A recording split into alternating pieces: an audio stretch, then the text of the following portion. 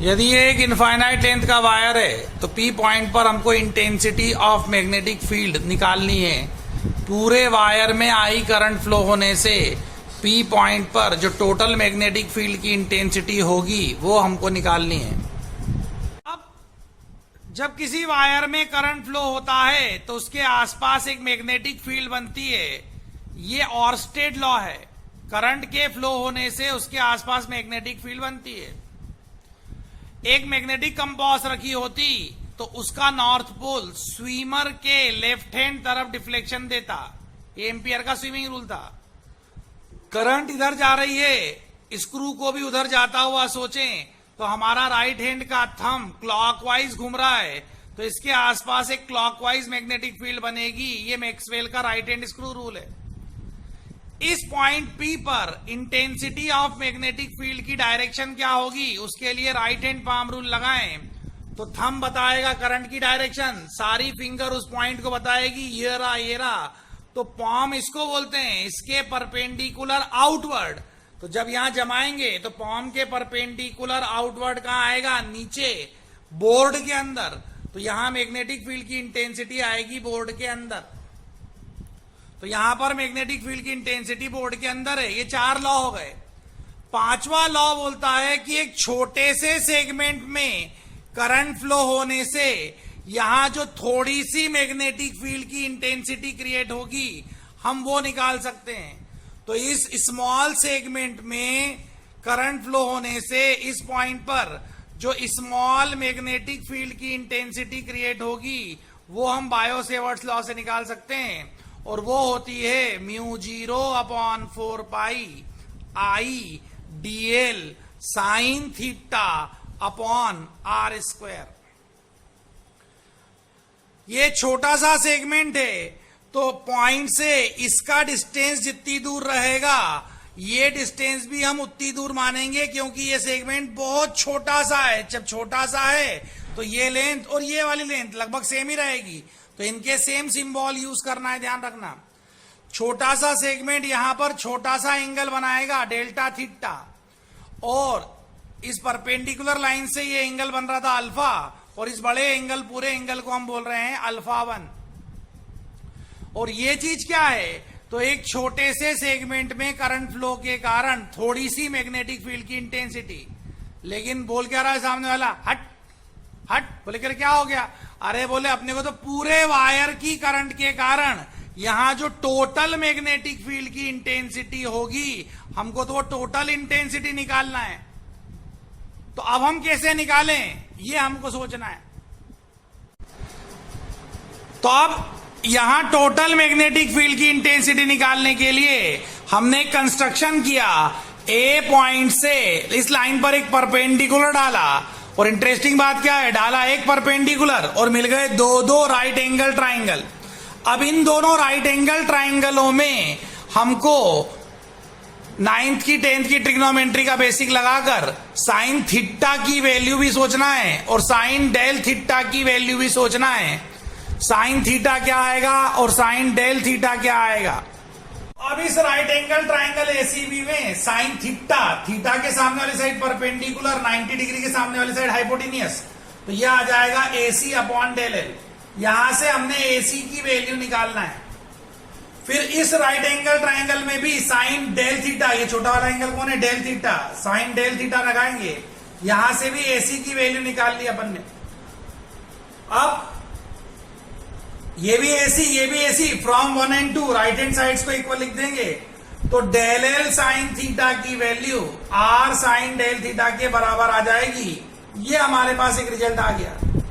उस रिजल्ट को अब ये जो बायो सेवर्ट्स लॉ में हमारे पास डेल एल साइन थीटा था उसकी जगह सब्स्टिट्यूट कर दें, तो यहां पर डेल एल साइन थीटा की जगह आ गया R साइन डेल थीटा। एक R से एक R कट जाएगा, लेकिन ये R हमारा सोचा हुआ है। क्वेश्चन में हमको दिया हुआ था D, तो R को हटाना है, D को लाना है। तो ये एंगल अल्फा वाले इस राइट एंगल ट्राइंगल का अब यूज करना पड़ेगा हमको। और इसमें अल्फा के सामने वाली साइड ये परपेंडिकुलर है, 90 डिग्री के सामने वाली ये साइड हाइपोटेनियस है, ये बेस है।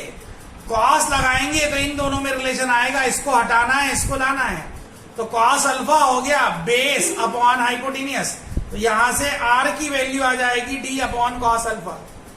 एक आर से एक आर कटा था, इस आर की जगह ये डी कॉस अल्फा रख देंगे तो डी नीचे रह जाएगा, कॉस अल्फा ऊपर चला जाएगा और डीबी की ये वैल्यू मिल जाएगी mu 0 upon 4 pi I upon D sine del theta into cos alpha. तो अब जब यहां sine del theta cos alpha मतलब एक एंगल का साइन इंटू दूसरे एंगल का कॉस, तो जिसका कॉन्सेप्ट सही होता है उसको दिखता है साइन ए कॉस बी, तो साइन ए कॉस बी शब्द आता है साइन ए प्लस बी के फॉर्मूले में, तो साइन ए प्लस बी होता है sine A cos B plus cos A sine B. तो यहां दो एंगल कौन कौन है, एक है डेल्टा थीटा और एक है अल्फा, और इन दोनों का सम करने पर ये बड़ा वाला एंगल क्या आ रहा है, अल्फा 1।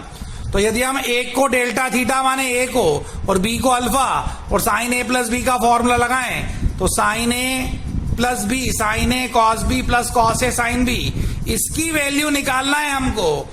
और छोटे एंगल के लिए कॉस 0 1 होता है, तो छोटे एंगल के लिए कॉस डेल थीटा को 1 लिख दें, तो यहां सिर्फ क्या बचेगा साइन अल्फा, इसको ट्रांसफर कर दें और इस पूरे की जगह क्या लिख दें हम अल्फा 1, तो साइन अल्फा 1 हो गया, ये साइन अल्फा इधर आके माइनस हो गया और इसकी वैल्यू हमको मिल गई। इसको उठाकर हम sine alpha 1 minus sine alpha, ये वैल्यू हम इस जगह पुट कर देंगे, इस जगह पर।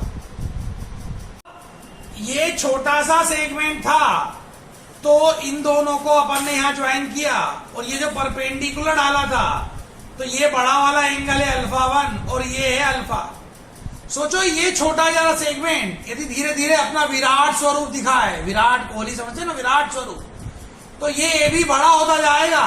तो ध्यान दो ये ए पॉइंट ऐसा नीचे जाता जाएगा ए और वो बी ऊपर जाता जाएगा, तो फिर ये अल्फा 1 और अल्फा का क्या होगा, तो जब बी ऊपर जाता जाएगा तो ये लाइन ऐसी ऐसी ऐसी होती हुई बहुत समझदारी दिखाओगे तो ऐसी स्ट्रेट हो जाएगी जब वो इनफाइनाइट पे जाएगा, तो ये अल्फा 1 बढ़ते बढ़ते बढ़ते 90 हो जाएगा, अल्फा 1 90 हो जाएगा बढ़ते बढ़ते, और ए पॉइंट जब नीचे आता जाएगा तो ये अल्फा छोटा होता जाएगा, ए पॉइंट यहां गया तो अल्फा अब ये हो जाएगा, यहां जाएगा तो अल्फा ये हो जाएगा, और अब ए नीचे आते आएगा तो ये लाइन ऐसी सीधी होते होते होते होते ये इनफाइनाइट पे जाएगा, तो ये लाइन भी, ये वाला एंगल भी 90 डिग्री हो जाएगा। बस अंतर रहेगा प्लस और माइनस का, इस अल्फा 1 की जगह आ जाएगा 90 डिग्री, तो ये अल्फा 1 आ जाएगा 90 डिग्री प्लस में और ये वाला 90 डिग्री आ जाएगा माइनस में अल्फा, और यहां पर जब हम साइन 90 को 1 लिख देंगे और साइन माइनस 90 -1 होता है ऐसा सोच लेंगे, तो ये माइनस माइनस प्लस हो जाएगा और ये 1 + 1 मिलकर फाइनली ये पूरी चीज 2 आ जाएगी और यहाँ 2 आ जाएगा। तो हमारा आंसर पूरे वायर के कारण टोटल मैग्नेटिक फील्ड की इंटेंसिटी का फॉर्मूला म्यू 0 अपॉन 4 पाई 2 आई अपॉन डी आ जाएगा। देख लो बड़ा जोरदार डेरिवेशन है।